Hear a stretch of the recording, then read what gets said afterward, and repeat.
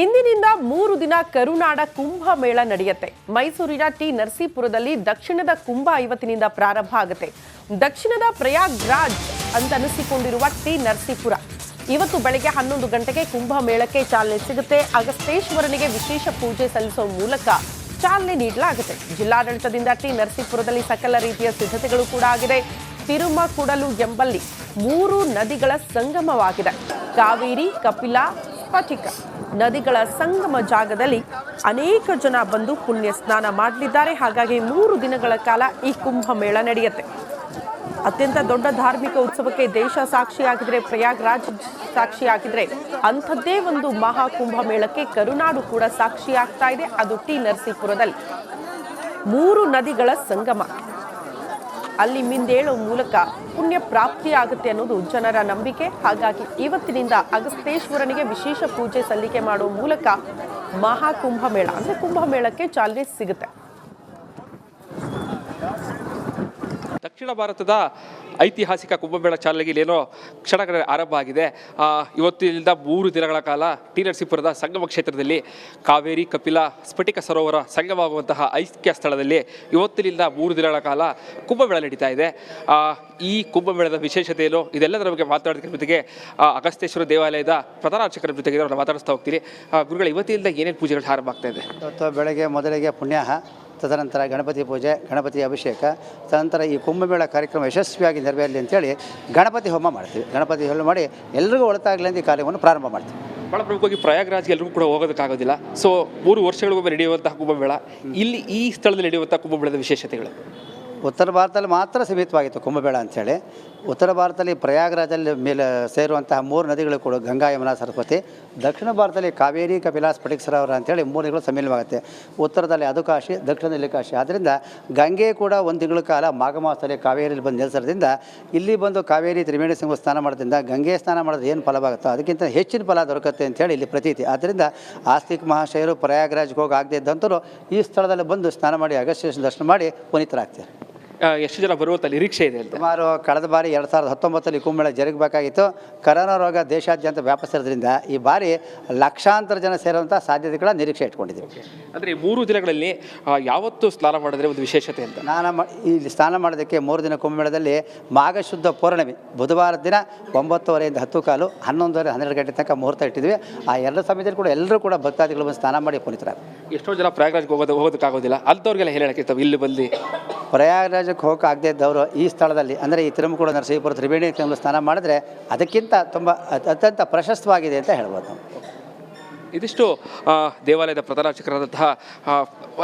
ಅರ್ಚಕರ ಮಾತುಗಳು. ಭಾಳ ಪ್ರಮುಖವಾಗಿ ಗಂಗೆಯಲ್ಲಿ ಸ್ನಾನ ಮಾಡಿದ್ರೆ ಎಷ್ಟು ಪುಣ್ಯ ಪ್ರಾಪ್ತಿಯಾಗುತ್ತೋ ಅಷ್ಟೇ ಆ ಪುಣ್ಯ ಏನು ಕಪಿಲಾ, ಕಾವೇರಿ ಮತ್ತು ಸ್ಫಟಿಕ ಸರೋವರದ ಸಂಗಮ ಕ್ಷೇತ್ರದಲ್ಲಿ ಮಾಡಿದ್ರೆ ಇಳಿಗುಂಜಿಯಷ್ಟು ಮತ್ತಷ್ಟು ಪುಣ್ಯ ಹೆಚ್ಚಾಗುತ್ತೆ. ಸೊ ಹೀಗಾಗಿ ಎಲ್ಲರೂ ಕೂಡ ಇಲ್ಲೂ ಬಂದು ಸ್ನಾನವನ್ನು ಮಾಡಿ ವಿಶೇಷವಾದ ಪೂಜೆಯನ್ನು ಸಲ್ಲಿಸಿದ್ರೆ ಒಳ್ಳೆಯದಾಗುತ್ತೆ ಎನ್ನುವಂತಹ ಮಾತುಗಳೆಲ್ಲ ಹೇಳ್ತಾ ಇರುವಂಥದ್ದು. ಕ್ಯಾಮ್ರಾ ಪರ್ಸನ್ ಸಚಿನ್ ಜೊತೆಗೆ ವಿನೋದ್ ಪಡ್ವಾರಿ, ಕನ್ನಡ, ಟಿ ನರಸೀಪುರ.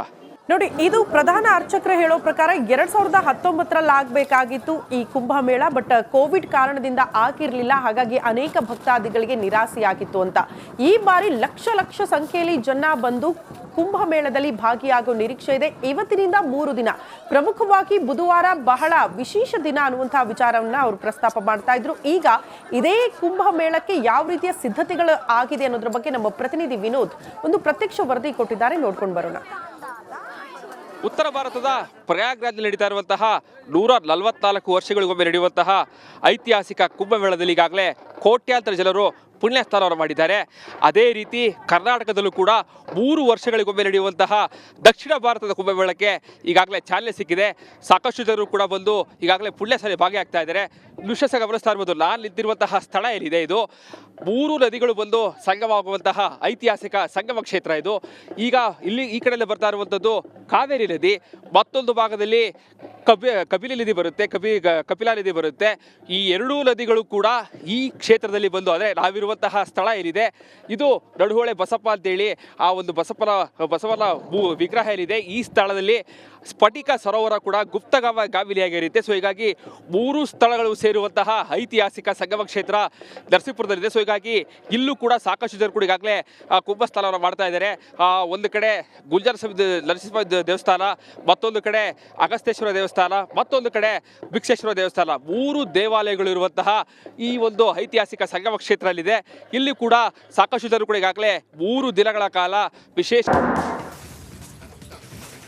ಇಂದಿನಿಂದ 3 ದಿನ ಕರುನಾಡ ಕುಂಭ ಮೇಳ ನಡೆಯುತ್ತೆ. ಮೈಸೂರಿನ ಟಿ ನರಸೀಪುರದಲ್ಲಿ ದಕ್ಷಿಣದ ಕುಂಭ ಇವತ್ತಿನಿಂದ ಪ್ರಾರಂಭ ಆಗುತ್ತೆ.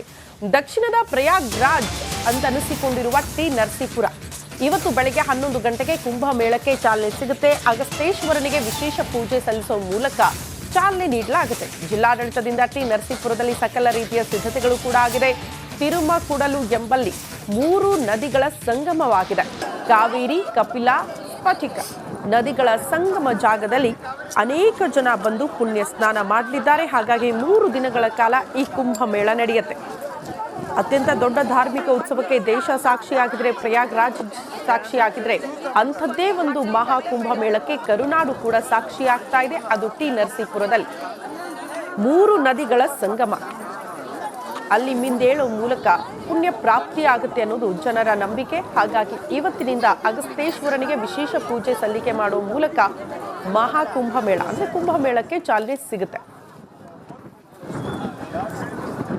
ದಕ್ಷಿಣ ಭಾರತದ ಐತಿಹಾಸಿಕ ಕುಂಭಮೇಳ ಚಾಲನೆಗೆ ಇಲ್ಲೇನೋ ಕ್ಷಣಗಳ ಆರಂಭ ಆಗಿದೆ. ಇವತ್ತಿನಿಂದ 3 ದಿನಗಳ ಕಾಲ ಟಿ ನರಸೀಪುರದ ಸಂಗಮ ಕ್ಷೇತ್ರದಲ್ಲಿ ಕಾವೇರಿ, ಕಪಿಲಾ, ಸ್ಫಟಿಕ ಸರೋವರ ಸಂಗಮವಾಗುವಂತಹ ಐಕ್ಯ ಸ್ಥಳದಲ್ಲಿ ಇವತ್ತಿನಿಂದ 3 ದಿನಗಳ ಕಾಲ ಕುಂಭಮೇಳ ನಡೀತಾ ಇದೆ. ಈ ಕುಂಭಮೇಳದ ವಿಶೇಷತೆ ಏನು, ಇದೆಲ್ಲದರ ಬಗ್ಗೆ ಮಾತಾಡೋದಕ್ಕೆ ಜೊತೆಗೆ ಅಗಸ್ತೇಶ್ವರ ದೇವಾಲಯದ ಪ್ರಧಾನ ಅರ್ಚಕರ ಜೊತೆಗೆ ನಾವು ಮಾತಾಡಿಸ್ತಾ ಹೋಗ್ತೀವಿ.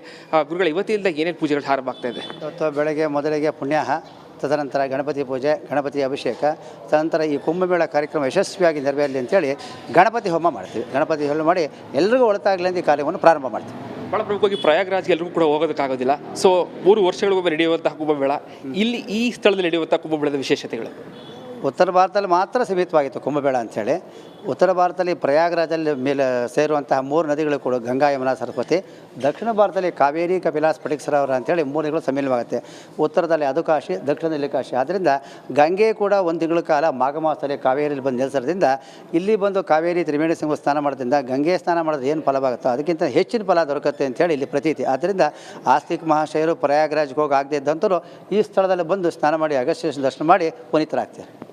ಎಷ್ಟು ಜನ ಬರುವಂಥ ನಿರೀಕ್ಷೆ ಇದೆ ಅಂತ? ಸುಮಾರು ಕಳೆದ ಬಾರಿ 2019 ಕುಂಭಮೇಳ ಜರುಗಬೇಕಾಗಿತ್ತು. ಕರೋನಾ ರೋಗ ದೇಶಾದ್ಯಂತ ವ್ಯಾಪಿಸಿರೋದ್ರಿಂದ ಈ ಬಾರಿ ಲಕ್ಷಾಂತರ ಜನ ಸೇರುವಂಥ ಸಾಧ್ಯತೆಗಳ ನಿರೀಕ್ಷೆ ಇಟ್ಕೊಂಡಿದ್ದೀವಿ. ಅಂದರೆ 3 ದಿನಗಳಲ್ಲಿ ಯಾವತ್ತು ಸ್ನಾನ ಮಾಡಿದ್ರೆ ಒಂದು ವಿಶೇಷತೆ ಅಂತ? ಇಲ್ಲಿ ಸ್ನಾನ ಮಾಡೋದಕ್ಕೆ 3 ದಿನ ಕುಂಭಮೇಳದಲ್ಲಿ ಮಾಘ ಶುದ್ಧ ಪೌರ್ಣಮಿ ಬುಧವಾರದ ದಿನ 9:30 ಇಂದ 10:15, 11:30, 12 ಗಂಟೆ ತನಕ ಮುಹೂರ್ತ ಇಟ್ಟಿದ್ವಿ. ಆ 2 ಸಮಯದಲ್ಲಿ ಕೂಡ ಎಲ್ಲರೂ ಕೂಡ ಭಕ್ತಾದಿಗಳು ಬಂದು ಸ್ನಾನ ಮಾಡಿ ಪುನೀತರಾಗ್ತಾರೆ. ಎಷ್ಟೋ ಜನ ಪ್ರಯಾಗ್ರಾಜ್ಗೆ ಹೋಗೋದಕ್ಕಾಗೋದಿಲ್ಲ, ಅಂಥವ್ರಿಗೆಲ್ಲ ಹೇಳಕ್ಕೆ ಇಲ್ಲಿ ಬಂದು ಪ್ರಯಾಗ್ರಾಜಕ್ಕೆ ಹೋಗಕ್ಕೆ ಆಗದೆ ಇದ್ದವರು ಈ ಸ್ಥಳದಲ್ಲಿ ಅಂದರೆ ಈ ತಿರುಮಕುಡ, ನರಸೀಪುರ, ತ್ರಿವೇಣಿ ಸಂಗಮ ಸ್ನಾನ ಮಾಡಿದ್ರೆ ಅದಕ್ಕಿಂತ ತುಂಬ ಅತ್ಯಂತ ಪ್ರಶಸ್ತವಾಗಿದೆ ಅಂತ ಹೇಳ್ಬೋದು. ಇದಿಷ್ಟು ದೇವಾಲಯದ ಪ್ರಧಾನ ಅರ್ಚಕರ ಮಾತುಗಳು. ಭಾಳ ಪ್ರಮುಖವಾಗಿ ಗಂಗೆಯಲ್ಲಿ ಸ್ನಾನ ಮಾಡಿದ್ರೆ ಎಷ್ಟು ಪುಣ್ಯ ಪ್ರಾಪ್ತಿಯಾಗುತ್ತೋ ಅಷ್ಟೇ ಆ ಪುಣ್ಯ ಏನು ಕಪಿಲಾ, ಕಾವೇರಿ ಮತ್ತು ಸ್ಫಟಿಕ ಸರೋವರದ ಸಂಗಮ ಕ್ಷೇತ್ರದಲ್ಲಿ ಮಾಡಿದ್ರೆ ಇಳಿಗುಂಜಿಯಷ್ಟು ಮತ್ತಷ್ಟು ಪುಣ್ಯ ಹೆಚ್ಚಾಗುತ್ತೆ. ಸೊ ಹೀಗಾಗಿ ಎಲ್ಲರೂ ಕೂಡ ಇಲ್ಲೂ ಬಂದು ಸ್ನಾನವನ್ನು ಮಾಡಿ ವಿಶೇಷವಾದ ಪೂಜೆಯನ್ನು ಸಲ್ಲಿಸಿದ್ರೆ ಒಳ್ಳೆಯದಾಗುತ್ತೆ ಇರುವಂತಹ ಮಾತುಗಳೆಲ್ಲ ಹೇಳ್ತಾ ಇರುವಂಥದ್ದು. ಕ್ಯಾಮ್ರಾ ಪರ್ಸನ್ ಸಚಿನ್ ಜೊತೆಗೆ ವಿನೋದ್ ಪಡ್ವಾರಿ, ಕನ್ನಡ, ಟಿ ನರಸೀಪುರ. ನೋಡಿ, ಇದು ಪ್ರಧಾನ ಅರ್ಚಕರು ಹೇಳೋ ಪ್ರಕಾರ 2019ರಲ್ಲಿ ಆಗಬೇಕಾಗಿತ್ತು ಈ ಕುಂಭಮೇಳ. ಬಟ್ ಕೋವಿಡ್ ಕಾರಣದಿಂದ ಆಗಿರಲಿಲ್ಲ. ಹಾಗಾಗಿ ಅನೇಕ ಭಕ್ತಾದಿಗಳಿಗೆ ನಿರಾಸೆಯಾಗಿತ್ತು ಅಂತ. ಈ ಬಾರಿ ಲಕ್ಷ ಸಂಖ್ಯೆಯಲ್ಲಿ ಜನ ಬಂದು ಕುಂಭಮೇಳದಲ್ಲಿ ಭಾಗಿಯಾಗೋ ನಿರೀಕ್ಷೆ ಇದೆ. ಇವತ್ತಿನಿಂದ 3 ದಿನ, ಪ್ರಮುಖವಾಗಿ ಬುಧವಾರ ಬಹಳ ವಿಶೇಷ ದಿನ ಅನ್ನುವಂತಹ ವಿಚಾರವನ್ನ ಅವರು ಪ್ರಸ್ತಾಪ ಮಾಡ್ತಾ ಇದ್ರು. ಈಗ ಇದೇ ಕುಂಭಮೇಳಕ್ಕೆ ಯಾವ ರೀತಿಯ ಸಿದ್ಧತೆಗಳು ಆಗಿದೆ ಅನ್ನೋದ್ರ ಬಗ್ಗೆ ನಮ್ಮ ಪ್ರತಿನಿಧಿ ವಿನೋದ್ ಒಂದು ಪ್ರತ್ಯಕ್ಷ ವರದಿ ಕೊಟ್ಟಿದ್ದಾರೆ. ನೋಡ್ಕೊಂಡು ಬರೋಣ. ಉತ್ತರ ಭಾರತದ ಪ್ರಯಾಗ್ರಾಜ್ನಲ್ಲಿ ನಡೀತಾ ಇರುವಂತಹ 144 ವರ್ಷಗಳಿಗೊಮ್ಮೆ ನಡೆಯುವಂತಹ ಐತಿಹಾಸಿಕ ಕುಂಭಮೇಳದಲ್ಲಿ ಈಗಾಗಲೇ ಕೋಟ್ಯಾಂತರ ಜನರು ಪುಣ್ಯ ಸ್ನಾನವನ್ನು ಮಾಡಿದ್ದಾರೆ. ಅದೇ ರೀತಿ ಕರ್ನಾಟಕದಲ್ಲೂ ಕೂಡ 3 ವರ್ಷಗಳಿಗೊಮ್ಮೆ ನಡೆಯುವಂತಹ ದಕ್ಷಿಣ ಭಾರತದ ಕುಂಭಮೇಳಕ್ಕೆ ಈಗಾಗಲೇ ಚಾಲನೆ ಸಿಕ್ಕಿದೆ. ಸಾಕಷ್ಟು ಜನರು ಕೂಡ ಬಂದು ಈಗಾಗಲೇ ಪುಣ್ಯ ಸ್ನಾನ ಭಾಗಿಯಾಗ್ತಾ ಇದ್ದಾರೆ. ದೃಶ್ಯ ಗಮನಿಸ್ತಾ ಇರ್ಬೋದು, ನಾನು ನಿಂತಿರುವಂತಹ ಸ್ಥಳ ಏನಿದೆ ಇದು 3 ನದಿಗಳು ಬಂದು ಸಂಗಮವಾಗುವಂತಹ ಐತಿಹಾಸಿಕ ಸಂಗಮ ಕ್ಷೇತ್ರ ಇದು.